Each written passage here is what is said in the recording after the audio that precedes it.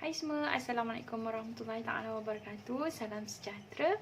Okey, hari ni video saya kali ni saya nak sharekan tentang Tubal C+. Okey, Tubal C+. Okey. Tubal C+. Pertama sekali saya nak sentuh tentang imun badan kanak-kanak. Okey, kita tahu kenapa kita sebagai ibu bapa sepatutnya kita kena lebih alert lah tentang kesihatan anak kita kan. Kalau macam anak kerap demam, batuk, sesama, kerap sangat sakit kan. Setiap bulan almost ataupun mungkin dalam sebulan 2 kali ataupun macam seminggu, 2 minggu tu memang orang kata apa, dalam sebulan tu memang kerap lah kan, kerap sangat dia sakit. Makanya kita kena detect. Memanglah kalau kanak-kanak ni bila sakit kita of course bagi nak ubat je kan, sebab nak cepat dia orang sihat kan. Tapi sebenarnya kita ada solution yang terbaik untuk kita bantu tingkatkan balik tingkatkan semula imun badan anak-anak ni dengan secara semula jadinya. Kalau dari segi pemakanan kita tak dapat sepenuhnya nak bantu, sebab anak-anak kita ni sebenarnya diorang tak pandai nak makan secara sihat. Kitalah sebagai ibu bapa yang kena bantu mereka untuk makan secara sihat, untuk membantu anak-anak ni orang kata apa, terima nutrien yang sepatutnya diorang dapat untuk penguat imun badan diorang.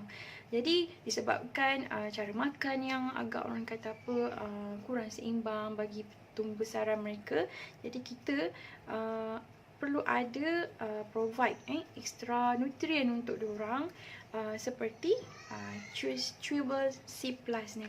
Okey, dengan adanya suplemen ni dapatlah memenuhi orang cakap apa diet-diet yang apa ni lopong-lopong lah daripada segi nutrien daripada pemakanan diorang tu. So kita kena tahu juga punca imun badan lemah ni selain pada pemakanan pun adalah faktor daripada luaran. Macam bila imun lemah, kanak-kanak akan kata apa, mudah terdedah kepada orang cakap apa persekitaran. Contohnya macam anak-anak yang kanak-kanak kawan-kawan dia yang mungkin sakit kat taska kan. And then dari segi pemakanan juga, kalau macam ada makanan-makanan yang tak menyihatkan lah, yang tak memberi orang cakap apa nutrien pada badan dia. So benda-benda ni semua boleh semakin hari melemahkan imun badan mereka. Jadi macam dari segi jangkitan tu pun imun badan anak dia tak ada protection. That's why lah dengan mengambil vitamin C, kita pun tahu vitamin C ni memang kita tahu umumnya dapat membantu melindungi imun badan kita kan, imuniti badan kita.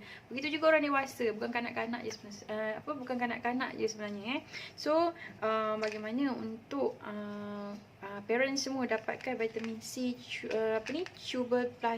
Tubal C+ ni, bolehlah kontak saya di 0197731060. Okey, semoga dapat berurusan dengan parents semua. Okey, thank you, bye.